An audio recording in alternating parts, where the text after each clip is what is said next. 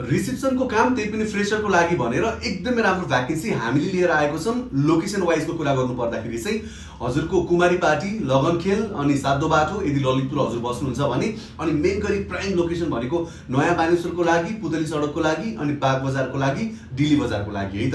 Prime location एकदमै राम्रो लोकेसनमा यो रहेको छ। मेन गरी कन्सल्टेन्सीमा है, हजुर फ्रेसर भए पनि केही फरक पर्दैन, तर देख्नमा चाहिँ मान्छे स्मार्ट हुनुपर्छ अनि कम्युनिकेसन स्किल एकदमै राम्रो हुनुपर्छ, कम्प्युटर बेसिक भए पनि भयो। अनि हजुरलाई चाहिँ मलाई रिसेप्सनको काम गर्न मन छ तर मलाई चाहिँ ट्रेनिङ लिनुपर्ने छ भन्नुहुन्छ भने हामी हाम्रै अफिसमै हजुरलाई मजाले ट्रेनिङ दिन्छौँ। हजुरलाई ट्रेन बनाएर मात्रै हजुरलाई उता फिक्स गराउँछौँ है। एकदमै राम्रो भ्याकेन्सी।